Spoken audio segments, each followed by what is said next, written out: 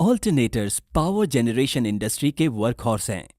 ये एक निर्दिष्ट फ्रीक्वेंसी पर एसी पावर को जनरेट कर सकता है। इसे सिंक्रोनस जनरेटर भी कहा जाता है। इलेक्ट्रोमैग्नेटिक इंडक्शन द्वारा ऑल्टरनेटर्स में बिजली को पैदा किया जाता है।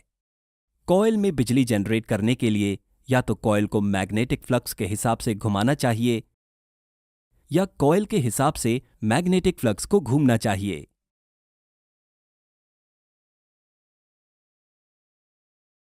ऑल्टरनेटर के मामले में दूसरे तरीके का इस्तेमाल किया जाता है। रोटर और आर्मेचर कॉइल्स एक ऑल्टरनेटर के दो मुख्य पार्ट्स हैं। रोटर एक रोटेटिंग मैग्नेटिक फ्लक्स पैदा करता है। आर्मेचर कॉइल्स स्थिर होते हैं और रोटर से जुड़े rotating magnetic flux armature coils में बिजली शुरू करते हैं। यहां दिखाए गए रोटर को सेलिएंट पोल रोटर के नाम से जाना जाता है। इसकी वर्किंग पर बेहतर जानकारी प्राप्त करने के लिए आइए केवल 4 पोल्स वाले एक रोटर पर विचार करते हैं। रोटर कॉइल्स एक डीसी पावर सोर्स से उत्तेजित होते हैं। इसके चारों ओर पैदा की गई मैग्नेटिक फील्ड कुछ ऐसी होगी। रोटर को एक प्राइम मूवर द्वारा घुमाया जाता है। इससे रोटर फ्लक्स भी इसके साथ साथ घूमता है, उसी स्पीड से। ऐसा घूमने वाला मैग्नेटिक फ्लक्स अब आर्मेचर कॉइल्स को इंटरसेक्ट करता है, जो रोटर के चारों ओर फिट किया हुआ होता है। ये इस वाइंडिंग पर एक ऑल्टरनेटिव ईएमएफ को जनरेट करेगा। यहां रोटर स्टेटर इंटरैक्शन का स्लो वर्जन है। इस 4 पोल सिस्टम के लिए जब रोटर आधा चक्कर लगा लेता है तो इंड्यूस किया हुआ ईएमएफ एक पूरा चक्कर लगाता है। यह आसानी से कहा जा सकता है कि इंड्यूस किया हुआ ईएमएफ रोटर की स्पीड और पोल्स की संख्या यहां बताए गए संबंधों के माध्यम से जुड़ा हुआ है। इस संबंध से यह स्पष्ट होता है कि पैदा की हुई बिजली की फ्रीक्वेंसी मैकेनिकल रोटेशनल स्पीड के साथ सिंक्रोनाइज्ड है।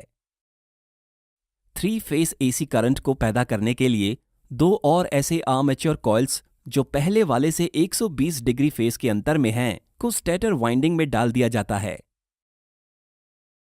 आमतौर पर इन 3 कॉइल्स का एक सिरा स्टार कनेक्टेड होता है और 3 फेज बिजली दूसरे सिरे से खींची जाती है।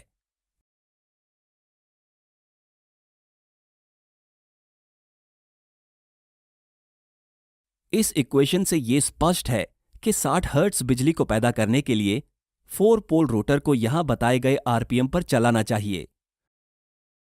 इतना बड़ा आरपीएम रोटर के पोल्स पर जबरदस्त सेंट्रीफ्यूगल फोर्स पैदा करेगा और समय के साथ मैकेनिकली यह विफल हो सकता है। तो सेलिएंट पोल रोटर्स में आमतौर पर 10 से 20 पोल्स होते हैं, जो कम आरपीएम की मांग करता है। या सेलिएंट पोल रोटर्स का इस्तेमाल तब किया जाता है जब प्राइम मूवर पहले से कम आरपीएम पर रोटेट करता है।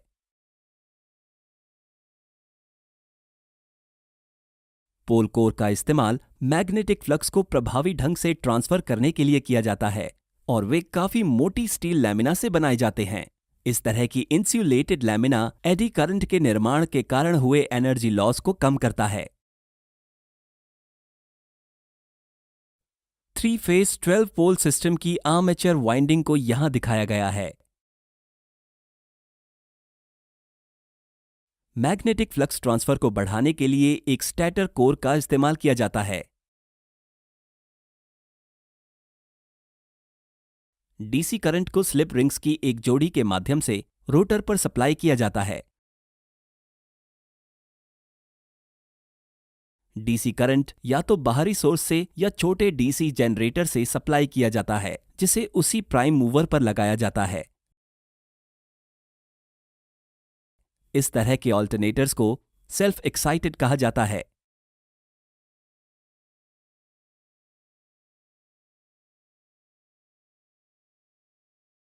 लोड के बदलाव के साथ जनरेटर टर्मिनल आउटपुट वोल्टेज भी बदलेगा। टर्मिनल वोल्टेज को एक निर्दिष्ट लिमिट में रखना वांछित है। एक ऑटोमेटिक वोल्टेज रेगुलेटर ऐसा करने में मदद करता है। फील्ड करंट को कंट्रोल करके वोल्टेज रेगुलेशन आसानी से प्राप्त किया जा सकता है। यदि टर्मिनल वोल्टेज वांछित सीमा से नीचे है तो AVR फील्ड करंट को बढ़ाता है और इस प्रकार फील्ड स्ट्रेंथ को भी। इससे टर्मिनल वोल्टेज बढ़ जाएगा। यदि टर्मिनल वोल्टेज अधिक है तो उसका उल्टा किया जाता है।